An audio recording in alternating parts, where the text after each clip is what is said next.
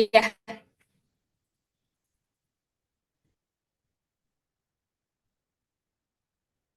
halo, Assalamualaikum warahmatullahi wabarakatuh. Gimana kabarnya teman-teman semua?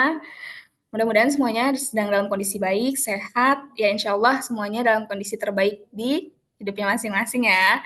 Nah, kali ini di podcast Cerita Guru BK, kedatangan Kak Siti Syarafina Hashim ya Kak, biasa disapa Kak Vina Hashim. Nah, kita mau ngobrol-ngobrol nih. Kak Vina ini di Instagram aktif banget lihat kalau lihat konten-kontennya, content writer gitu ya. Nah, hari ini kita akan ngobrol-ngobrol bareng sama Kak Vina. Halo Kak Vina, apa kabarnya? Halo Kania, Alhamdulillah baik. Kania gimana kabarnya? Alhamdulillah. Oke, terima kasih ya Kak udah nyempetin waktu untuk bisa ngobrol-ngobrol di podcast pertamanya Cerita Guru BK.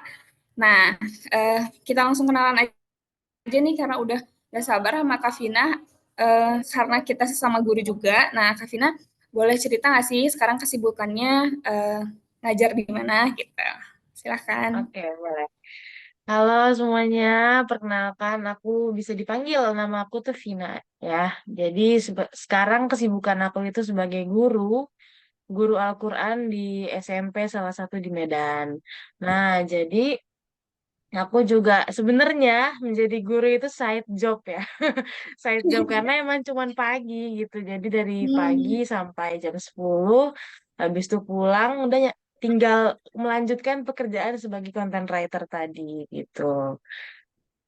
Kalau sejak kesibukannya kapan saat nih ini, Kak kalian? kenapa?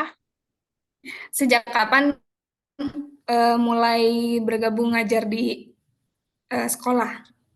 Masih baru kok, masih masuk ke bulan keempat. Hmm. Masih baru banget. Masya Allah. Jadi biasanya kegiatannya pagi gitu ya Kak ya untuk Iya. ngajar tahsinnya gitu, guru Qurannya. Mhm. Hmm. Iya. Oke. Nah, ini Nus, saya ingin ngajak ngobrolnya tuh kan kalau sekarang untuk guru tuh mulai nih Kak di sekarang-sekarang mulai booming kalau guru tuh bukan hanya bekerja sebagai guru. Kayak tadi mungkin Kakak side job juga guru, punya pekerjaan yang lain. Sekarang juga kan ada profesi-profesi yang dikenal luas gitu kayak ada nama guru pelatih, ada guru desainer, ada nah salah satunya ini guru penulis gitu. Jadi Hmm. mulai guru ini dimunculkan keterampilan-keterampilannya lain, tapi juga secara brand yang nggak guru aja gitu. Jadi mulai juga dikenal guru dan keterampilan lainnya apa, skill lainnya apa gitu. Nah, jadi ingin tanya-tanya juga lebih lanjut ke Kavina sebagai guru penulis gitu. Nah, awalnya gimana sih bisa, apakah lebih dulu, berarti lebih dulu jadi content writer ya Kak? Iya, betul. Jadi emang sudah Hmm. menjadi content writer dari tahun 2016. Hmm. Nah, awalnya gimana sih jatuh cintanya sama dunia menulis ini gitu? Awalnya kenapa kok bisa sih jadi ya kalau menulis kan ada yang hobi terus wah sekarang bisa jadi cuan gitu ya Kak ya. Selain guru juga kan Benar-benar.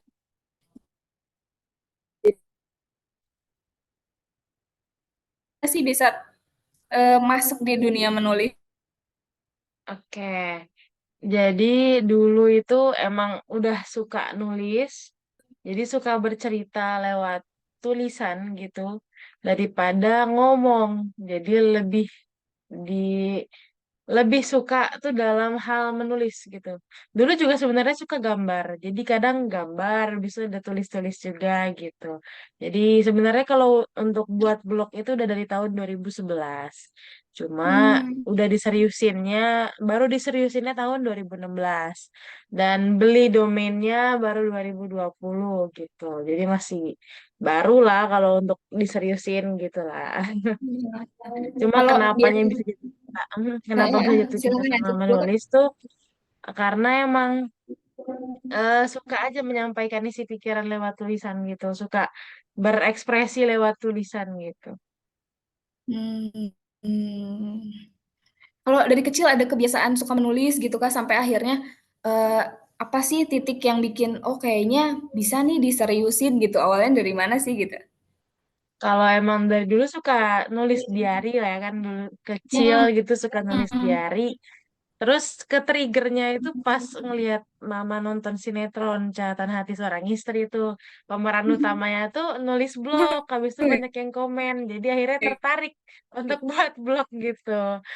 Gara-gara melihat itu sih awalnya, jadi dia buat blog tahun 2011 gitu. Hmm.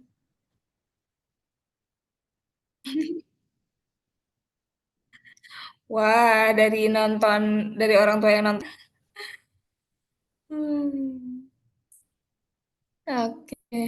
Biasanya kakak nulis eh, eh, eh, tema-tema tertentu ke berbagai genre gitu ya biasanya kalau. Kalau aku nulis temanya memang beragam sebenarnya. Cuma kalau misalnya untuk di blog sendiri itu biasanya aku menulis tentang, aku punya dua blog. Jadi satunya itu Hmm. menulis tentang self development kayak tips trik atau aku bercerita aja gitu. Tapi satunya lagi baru agak lebih ke bisnis karena emang lebih cerita tentang content writing, content marketing, copywriting gitu di blog yang Hmm. satunya gitu. Hmm. Kalau untuk Nah, di tadi tulisan di agensi itu lebih beragam biasanya. Karena kan sesuai oh, permintaan klien. iya betul betul. Nah, tadi kakak nyebut ada content writing, ada copywriting ya. Nah, itu apa sih bedanya kak sampai kan kalau sebagai awam nih, kayaknya semuanya nulis deh gitu ya. Kenapa kok sampai dibeda-bedain gitu? Emangnya apa gitu? Oke, oke. Jadi intinya sebenarnya ya, kalau mau gampangnya copywriting itu untuk menarik perhatian pembaca. Tapi kalau Hmm. content writing itu untuk memuaskannya. Dan Hmm. simpelnya copywriting itu biasanya tulisannya pendek-pendek atau emang cuma untuk memasarkan, Oh. mempersuasi Hmm. pembaca. Tapi kalau misalnya content writing itu untuk mengedukasi, memberikan informasi gitu. Kayak gitu. Hmm. Wah, aku dapet ini pengetahuan baru juga nih. Karena kan selama ini ya udah nulis memang banyak jenis-jenis tulisan ya kayak ya tadi ada yang untuk ngajak, ada yang memang untuk edukasi, ada yang ya mungkin hiburan atau dan semacamnya gitu ya. Kayak ternyata namanya juga beda gitu ya. Nah, teman-teman bisa dicatat nih Betul. ternyata copywriting, content writing juga beda. Jadi kalau copywriting mungkin untuk tadi ya CTA untuk ngajak, untuk persuasi, kalau content writing untuk edukasi gitu ya. Nah, kalau aku juga lihat Instagramnya Kak Vina nih, kan kadang Kak Vina juga suka update tentang kesehariannya sebagai guru. Nah, kalau di dunia sebagai guru di dunia pendidik ada nggak sih tema-tema pendidikan yang juga Kak Vina tulis gitu biasanya bahas apa gitu atau biasanya di dunia penulisannya kalau di dunia guru biasanya untuk menunjang di sisi apa gitu? Biasanya kalau di dunia pendidikan aku baru share self development untuk para murid sih, cuma belum ke dunia pendidikannya gitu. Aku belum nulis, masih masih di Bank Ide aja. Cuma kalau misalnya di sekolah gimana caranya meningkatkan minat baca atau meningkatkan minat nulis, baru ada program di sekolah tuh namanya Garasi dan Polaris. Garasi itu gerakan literasi, kalau Polaris itu pojok literasi. Jadi di kelas itu ada pojok-pojok untuk membaca, ada Wah, pojok membaca dan menulis gitu. Dan itu udah baru digerakkan, baru sih, baru beberapa bulan ini gitu. Baru sebulan kayaknya. Mm. wah seru jadi anak-anak yang punya minat di penulisan juga bisa nyalurkan gitu ya, dibaca, nulis juga gitu ya. Iya. Hmm.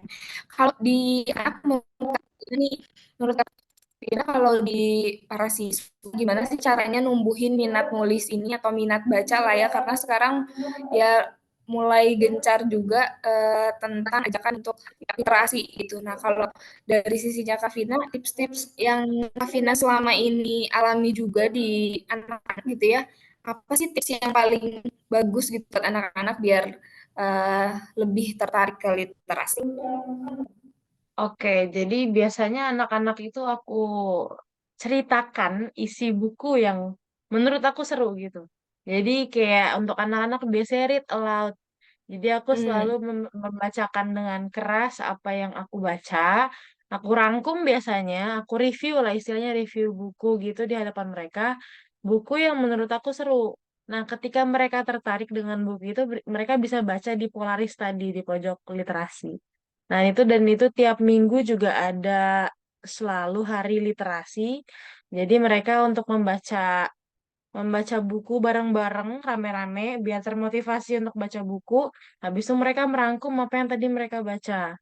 Jadi mereka bisa langsung ngomong di depan, ceritakan bukunya gitu. Jadi biasanya sih itu yang sering aku lakukan di sekolah sama guru-guru yang lain untuk meningkatkan minat baca mereka. Kalau untuk minat nulis mungkin tadi ya dengan review buku dulu deh gitu sebelum nanti menulis dengan imajinasi mereka atau menulis by riset gitu kan. Tapi kan itu masih bertahap gitu. Jadi yang paling pertama baca dulu mungkin ya, karena untuk nulis harus dibiasain baca juga ya, untuk Iya, ada dapetin amunisinya ide-ide dulu. gitu. Karena kan anak-anak kondisinya dulu.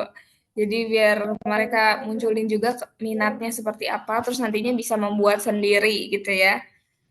Nah, Iya.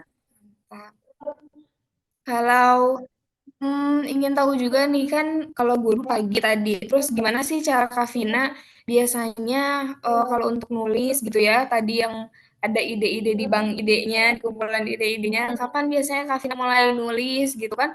Kalau yang kayak awam kayak saya misalnya, kayaknya kalau nulis harus mikirnya lama dulu, nyari idenya berapa lama gitu ya, nyari ilham supaya kepikiran mau nulis apa gitu.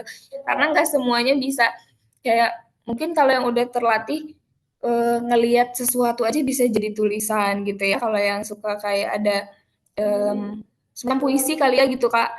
Nah kalau Kak Hmm. Vina biasanya waktu nulisnya kapan sih dan gimana prosesnya untuk jadi tulisan yang udah oke dan siap untuk dibaca juga sama orang lain gitu. Tadi aku sempat mention untuk kalau mau mendapatkan apa menulis gitu, mau mendapat ide dulu. Nah, aku selalu biasain ketika mendapatkan ide, nggak hanya ingin menulis gitu. Jadi ketika aku dapat ide di luar jam nulis misalnya, wih kayaknya ini seru nih dibuat tulisan. Aku langsung catat tuh di notes HP, di tulisan foldernya Bank Ide.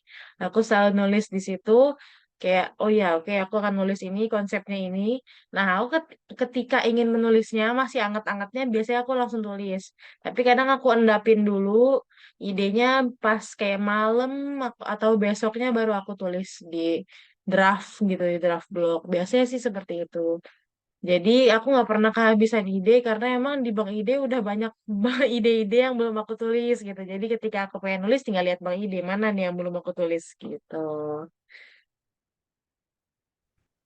Biasanya berapa lama nih Kak? Apakah dalam satu hari misalnya langsung selesai atau berapa lama nih biasanya? Em, aku biasa satu hari selesai, cuma tergantung.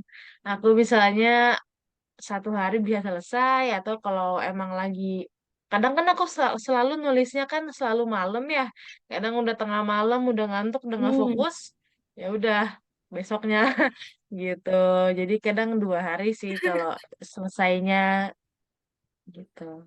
Hmm.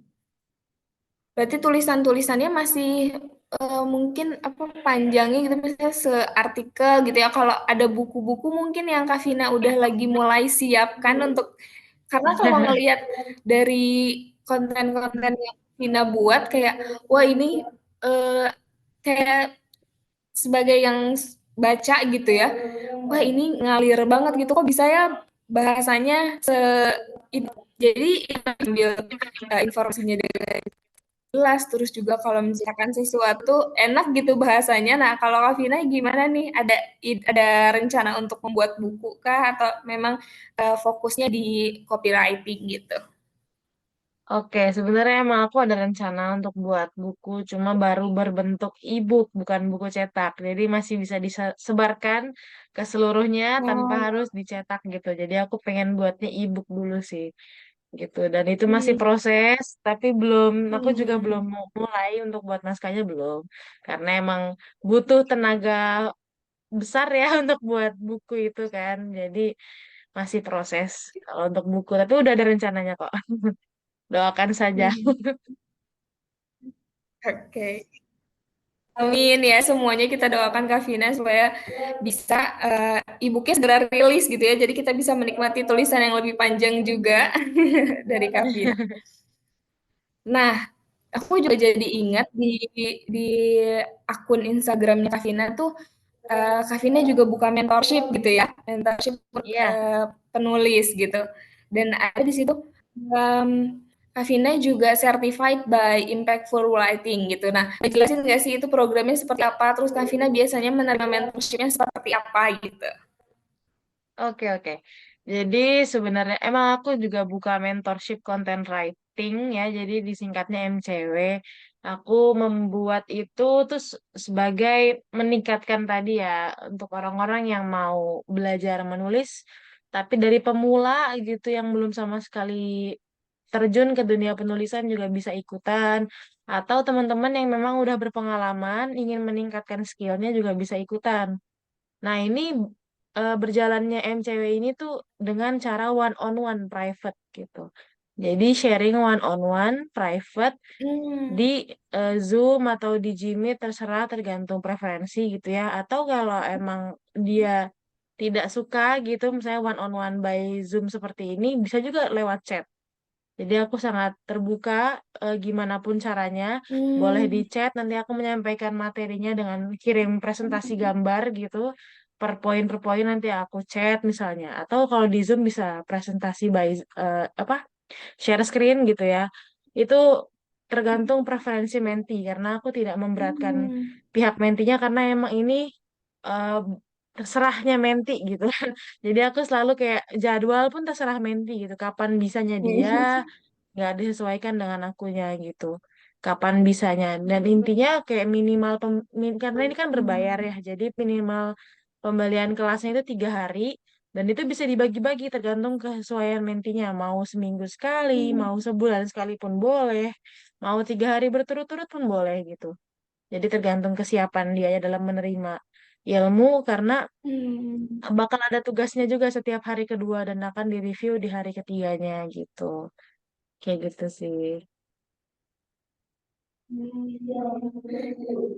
Wah, menarik. Jadi bagi yang pengen belajar nulis, tapi bingung nih kayaknya kalau nulis sendiri kan nggak tahu ya Kak, ini tuh tulisannya impactful atau enggak gitu. Susunannya oke atau enggak untuk disampaikan gitu. Jadi dengan mentorship ini eh, ya lebih terarah karena dapat bimbingan langsung bisa di-review gitu ya. Iya,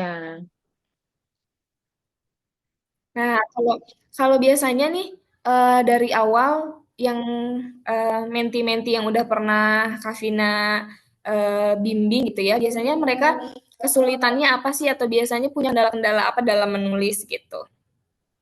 biasanya rata-rata yang mau nulis tuh masih belum tahu cara tekniknya. Ada juga yang memang hambatannya masih nggak pede dalam menulis atau nggak pede untuk dipublish gitu. Hmm, Ada yang kayak gitu. Jadi aku selalu hmm, memberikan pressure lah untuk ayo publish gitu. Entah di blog, entah di mana, ayo buat blog gitu. Nggak harus sekarang, bisa kapan, tapi ya intinya udah dibuat tulisannya, udah aku review, udah bagus kok nih, udah tinggal publish aja gitu. Jadi aku biasanya menyemangati menti-menti biar semangat untuk mengupload tulisannya karena kita nggak akan pernah jadi penulis kalau misalnya nggak ada yang baca. Karena intinya menulis kan ya untuk dibaca sama orang lain gitu. Kalau dibaca sama diri sendiri jadinya buku diari dong gitu ya. betul itu. Iya betul. Iya banyak ingin gitu kita bisa nulis gitu tapi kayak ada yang komen negatif kayak ketakutannya tuh padahal justru ketika di review atau orang lain berkomentar itu kan berarti ya oh dibaca terus juga kita bisa ngambil ngambil apa ya ngambil evaluasi gitu ya oh ternyata nyampainya seperti ini nih saya harus perbaikinya bagian mana gitu ya.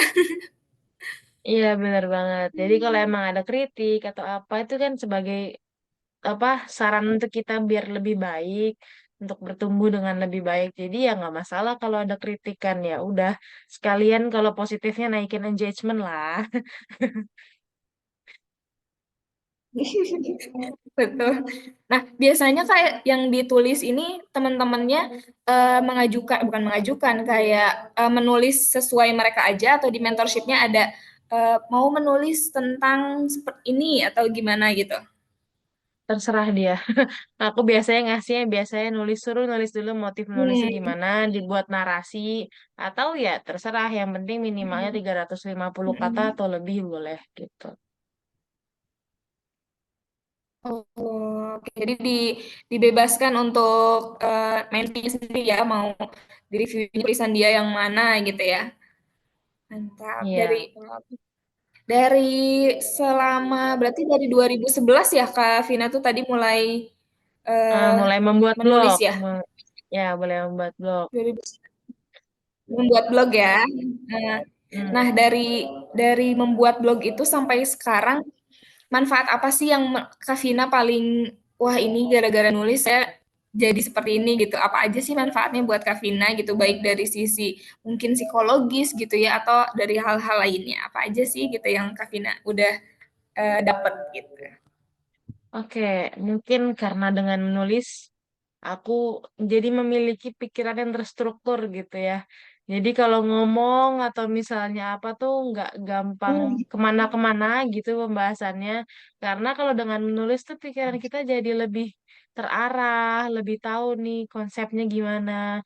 Jadi ketika mau diomongin juga nggak yang mencelat-mencelat kemana-mana gitu kan, nggak loncat-loncat gitu ngomongnya, pembahasannya juga terunut gitu karena emang terlatih dengan menulis. Karena menulis tuh sangat-sangat membantu aku gitu ya. Dan teman-teman juga kalau emang mau menulis tuh sangat membantu, apalagi kalau sudah ditulis kita membaca dengan nyaring gitu ya, kita jadinya tuh lebih terarah gitu. Jadi oh iya pemikiran ini tuh harusnya ditaruh di sini atau nanti paragraf ini taruhnya di mana gitu. Jadi tuh lebih terarah gitu. Jadi lebih terstruktur juga pemikiran kita. Jadi nggak yang loncat-loncat gitu ya. Jadi lebih enak sih dalam berpikir gitu.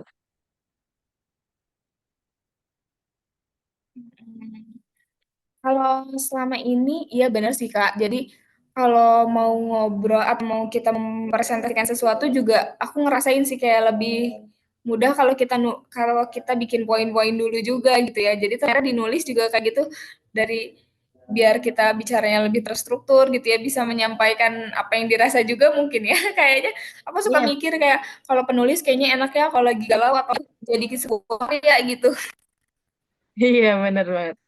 Jadi kalau emang lagi banyak pikiran, kita bisa tuangkan ke tulisan gitu. Biasanya nanti orang-orang yang menyakiti para penulis abadi di tulisannya.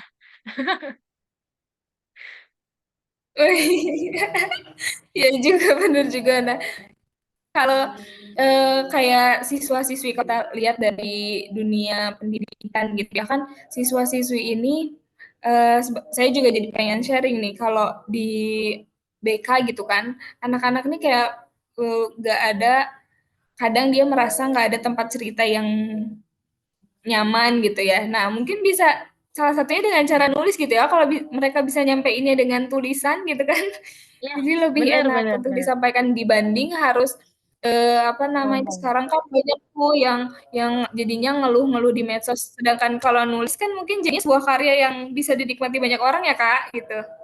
Benar-benar banget. Aku juga punya murid yang kalau misalnya curhat tuh lebih suka chat, lebih suka DM daripada ngobrol langsung. Jadi ya udah, terserah Hmm. dianya aja nyamannya gimana ya udah kalau mau curhat lewat chat boleh gitu.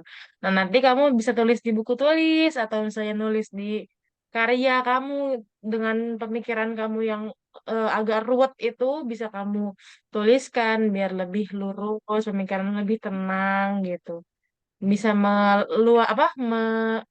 mengurai benang-benang yang kusut tadi gitu. Betul.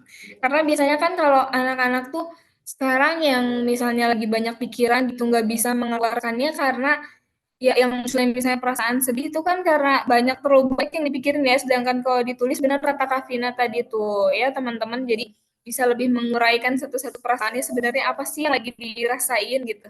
Wah kayaknya seru ya kalau nanti anak-anakku jadi pengen share juga nih kalau Itu di SMK nih Kak, jadi bagus ya kalau bikin kelas gitu buat anak-anak yang kayaknya bisa menyalurkan minatnya untuk gitu ya dengan berbagai tema. Hmm. Ya, buat ekskul menulis aja gitu. Biasanya banyak ada sih beberapa yang minat. Cuma kalau di Mm, sekolah aku betul. tuh ekskul menulis mungkin ada banyak yang minat. Cuma mungkin karena selalu di kelas aja, karena ekskul tuh kan lebih seru tuh keluar kelas ya gitu. Sebenarnya kita tergantung kreativitas gurunya juga ya membuat gimana sistemnya. Tapi karena di sekolah aku kan bukan aku yang ngampu ekskulnya, ada guru yang lain ngampu ekskul menulis tadi. Jadi mereka tuh banyak yang ngerasa bosen karena di kelas aja nulis aja gitu. Jadi kasih materi habis itu nulis. Jadi mungkin nggak terlalu banyak peminatnya Hmm, gitu. Karena jarang keluar kelas tadi gitu. Cuma ya bisa hmm, disesuaikan lah di sama gurunya gitu. hmm. Butuh ini ya, butuh dikemas pakai cara-cara yang menarik ya gitu. Kalau untuk siswa-siswi kan inginnya yang wow gitu ya. Terus mereka juga kayaknya kelihatannya kegiatannya seru nih karena mereka apa namanya nganggapnya gitu kayak oh cuma baca, cuma nulis. Padahal mungkin dari membaca bisa jadi apa namanya kayak drama gitu ya dari mereka memahami suatu bacaan gitu ya Kak. Iya benar benar benar benar.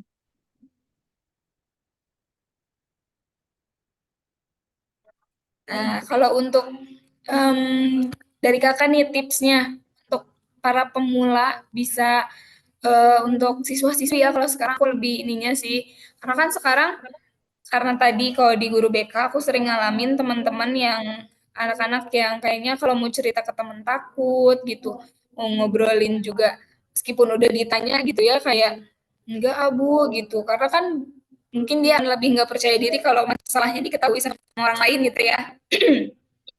Nah, tips-tipsnya gimana sih dari kau untuk memulai menulis ini gitu?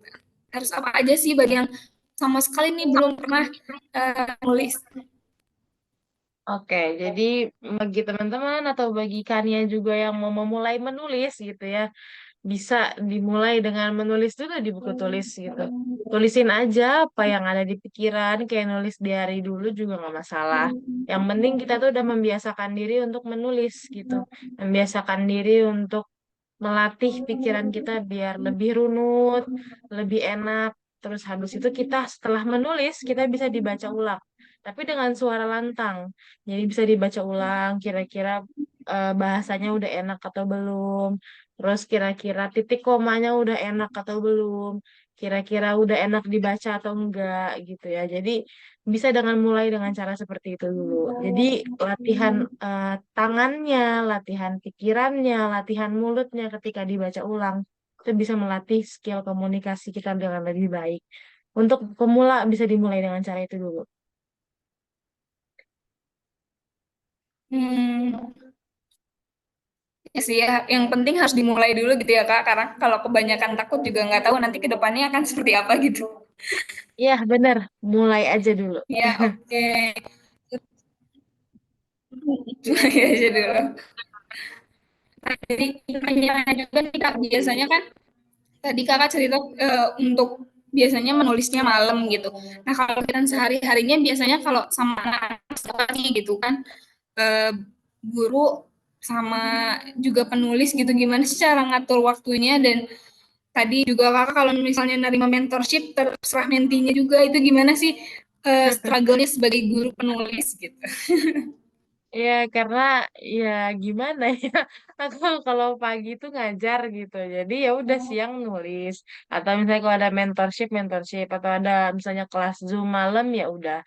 Jadi aku sebenarnya ya udah ngerjain semuanya gitu, nggak mau bagi waktu istirahat itu yang mungkin masih jadi PR buat aku, karena aku jadinya tidurnya tengah malam, bangunnya pagi banget gitu ya, berangkat pagi, pulangnya sore siang habis itu ngerjain lagi tidur siang tuh paling jarang jadinya itu sih mungkin bagi aku juga time management tuh masih PR ya karena harus melatih waktu untuk istirahat tuh tadi dikurang istirahat itu sih jadinya karena malam ya tidurnya kemalaman Mmm, gitu kadang jadi kayak jadinya agak-agak rungsing juga sebenarnya, overwhelmed sendiri. Cuma ya harus melatih tadi ya, melatih menstrukturkan waktu gitu ya.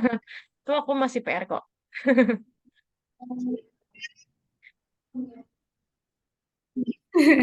Gitu ya, karena sibuk ya, karena ya di dunia pendidikan gitu yang ketemunya sama anak mungkin. Kakak, saya tadi belum nanya, kayak kakak ngajarnya di kelas berapa? Kelas 9 kelas 1 3 SMP.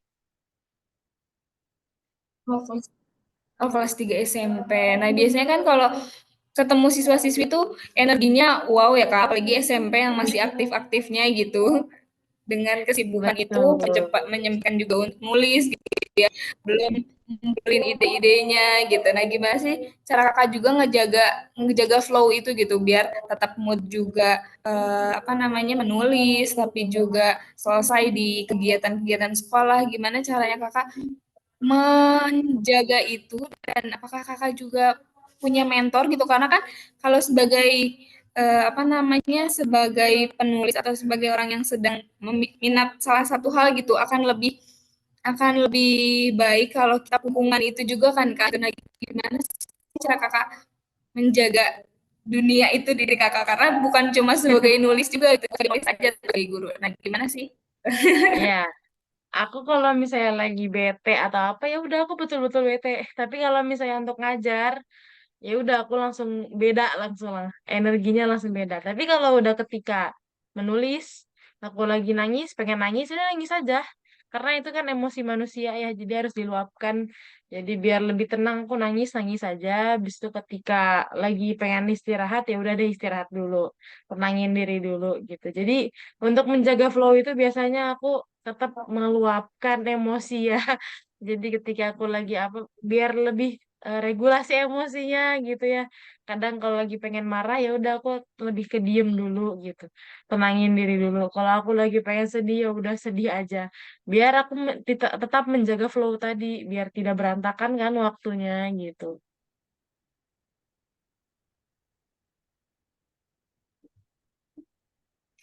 Kalau tadi terkait lingkungan, apakah Kakak juga aktif di apa namanya di komunitas-komunitas menulis gitu? Gimana sih cara sesama penulis gitu? Apakah saling suka ngasih review atau seperti apa gitu? Ya, aku juga ada di komunitas blogger ya, ada blogger hub. Kalau misalnya di Indonesianya, seluruh Indonesia. Kalau di Medan ada blogger Medan itu selalu ada event atau misalnya ada job atau ada project atau misalnya lagi untuk menyemangati para blogger yang lain biasanya dibuat kayak blogger cup gitu jadi lomba-lomba para blogger biar rajin nulis minggu berapa tulisan gitu ya biasanya dengan para blogger yang lain bukan review tapi nge-share habis itu saling support di blognya jadi kayak blog walking bahasanya jadi kita mampir di blog orang lain habis itu komen baca komen habis itu kayak gitu sih jadi saling support seringnya kalau untuk mereview biasanya mereka mereview langsung di blog itu tadi jadi komen di blog itu tadi gitu wah ternyata pembahasannya seperti ini ya gini-gini jadi kayak saling support sih.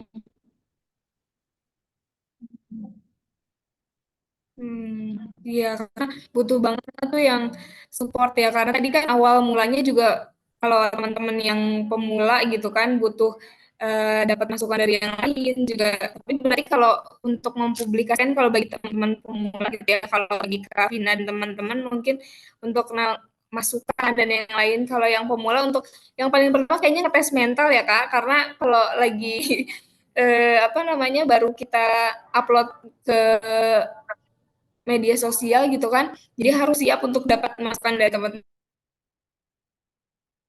Ya.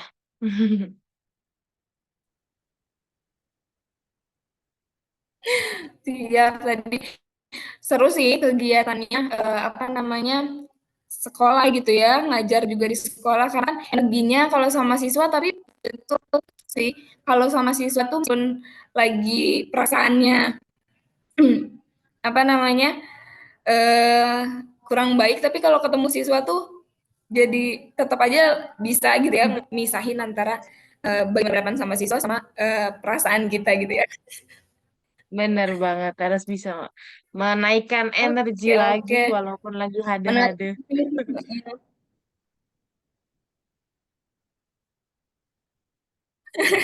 Betul betul. Mmm, Satu lagi deh, Kak, pertanyaan terakhir nih untuk teman-teman gitu, kalau misalnya tadi kan Kakak bilang juga ada event-event kepenulisan gitu, untuk kita memulai terus, bisa mulai dikasih juga supaya dapat masukan dari teman-teman, event-event apa sih biasanya yang bisa diikuti sama penulis-penulis gitu? Biar Mungkin juga untuk punya lingkungan yang suportif. Kalau tadi kan ya. menulis untuk, lebih ke diri sendiri gitu ya, kalau Hmm. misalnya biar kita dapat lingkungan yang suportif itu seperti apa gitu, biar, terus terjaga juga semangatnya untuk tetap nulis. Oke, jadi untuk biar semangat menulis ikut event apa, bisa dimulai dengan mengikuti lomba blog dulu.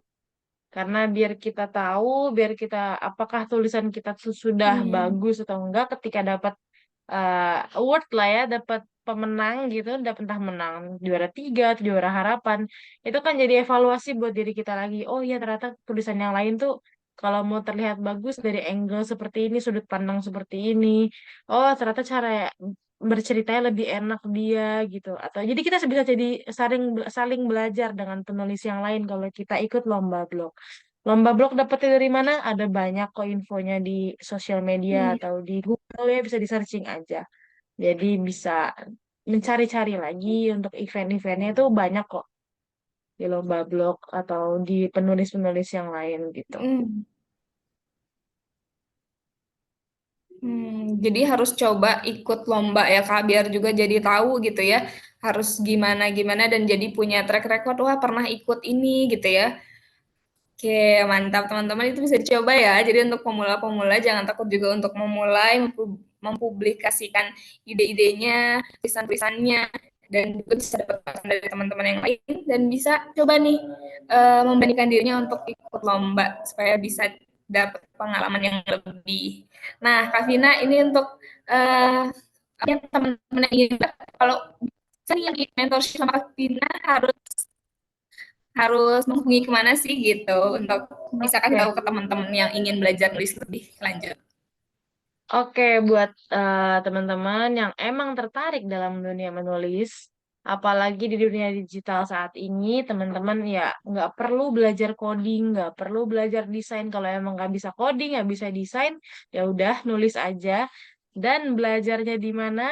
Bisa di mentorship content writing, itu bisa kalian dapetin di IG aku, di blog, di link in bio, ada di bio. Itu bisa diklik di mentorship content writing ada pilihannya. Yang pilih yang mengarah ke about me. Langsung schedule appointment aja gitu. Langsung mengarah ke WA soalnya. Wah, tuh gampang banget ya teman-teman yang pengen asik, lebih gampang ya karena langsung WA bisa langsung chat juga sama Kak Vina. Mudah-mudahan di cerita-cerita lebih menyemangat teman yang sedang minatnya, mendalami minatnya di dunia penulisan, langsung aja nanti bisa langsung hubungi Kak Vina ya di IG-nya nanti aku juga catat di deskripsi video ini. Terima kasih Kak Vina udah ngobrol-ngobrol tentang penulisan. Mudah-mudahan ini bisa bermanfaat juga buat teman-teman yang lainnya. Bisa langsung mentorship sama Kak Vina juga. Gitu. Terima kasih Iya, terima semuanya kasih. atas perhatiannya. Assalamualaikum warahmatullahi wabarakatuh. Sampai Waalaikumsalam ketemu di warahmatullahi video wabarakatuh. selanjutnya. Terima kasih. Terima kasih juga, Kania.